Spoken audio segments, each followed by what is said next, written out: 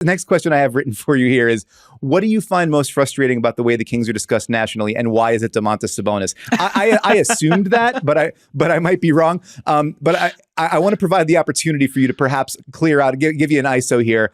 Talk to me about Domantas Sabonis and the way that we talk about Domantas Sabonis. Yeah, so I love the framing of the question because it's 100% correct. The way that Sabonis gets discussed is insane to me. Sabonis last night racked up his 50th consecutive double-double, which has been done by 8 players in NBA history. I mean, he's nowhere near Chamberlain's record. Chamberlain's record is like 220 something. I was going to say, it was over 200 games. Right? It's insane and preposterous. And Chamberlain has the second and third records as well, and they're both over 100. Like it's nuts. But in like the post-merger era, it's the second longest streak, second only to Kevin Love's 53. He's got the most triple doubles in the league this year. He is leading the league in rebounding, 5th in assists. Since January 1st, he's 1st in rebounding and assists across the league, like for totals. And I'm not sure if per game, but for total assists. And he is the engine that drives the Kings. Like, you know, you can talk about, is he the best player? Is Fox the best player? You know, Fox is the crunch time guy, the superstar. But I mean, the Kings don't work without Sabonis, regardless of what the on-off numbers say or anything like that. Like, you watch the Kings team night in, night out. Sabonis is the guy. Like, he is the guy that makes it all work. He may not always put up the gaudiest of scoring numbers, but he does everything. And he's improved his game in all the ways that people said he needed to over the offseason. Like, he doesn't take a lot of threes, but he can reliably hit a three if you leave him wide open up top. He is no longer afraid of taking the free throw line jumper.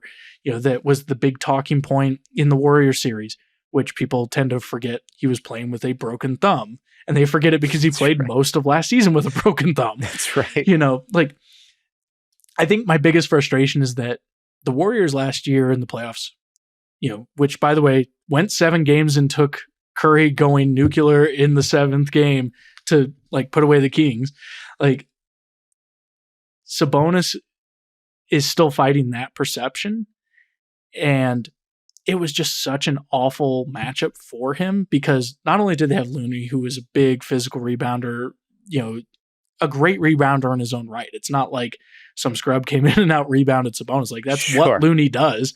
And then, you know, Draymond. So, like, he was always getting one of those two defensively, and they're going to pester you and be physical and disrupt you in different ways. And, you know, the bigger issue with the Kings in that series was shooters all went cold. I mean, Herter, Keegan, I mean, Barnes, no one could hit a shot.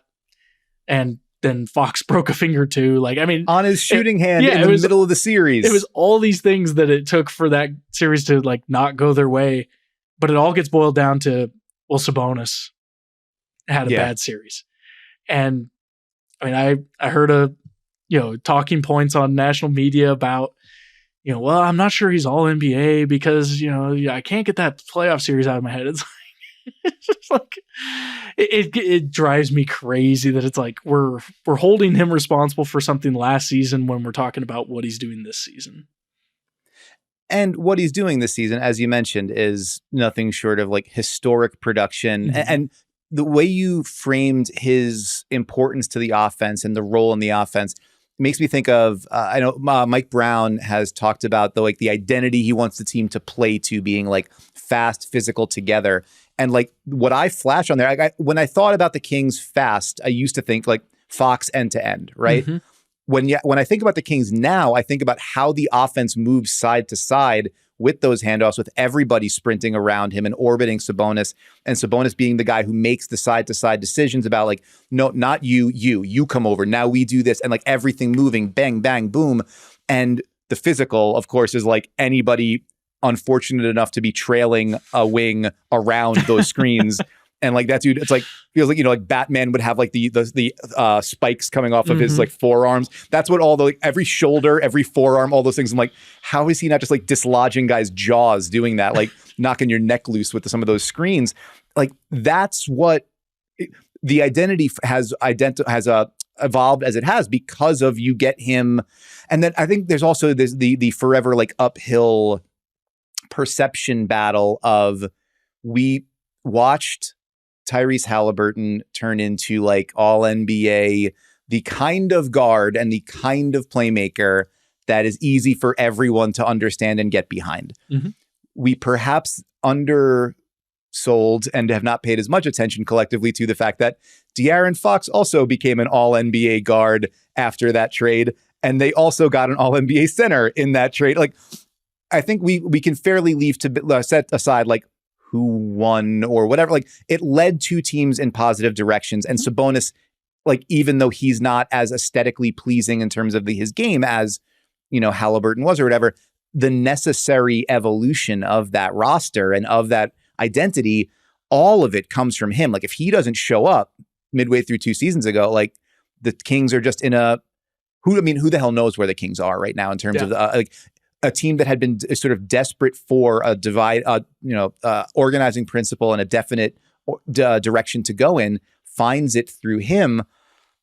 And so now you go from 7th in MVP voting to not on the All-Star team to historic levels of double doubles and triple doubles, and the burden of proof still being on him. I think that's it's a weird place to be.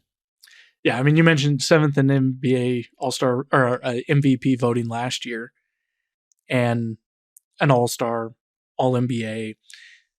This year, he's like a point better, a rebound better, and an assist better than his averages last year. Like, he's having a better season across the board in every way, and it feels like, you know, people are like, but Sacramento, you know. Which I get it. Like, there's that ingrained thought process of like, you know, for nearly 2 decades, Sacramento was an afterthought and not something you needed to pay attention to. And it takes time to change those perceptions, right? So, you know, I'm realistic about that as well. I also know that we'll never be LA or New York, but it's definitely frustrating sometimes just hearing the way that it gets discussed.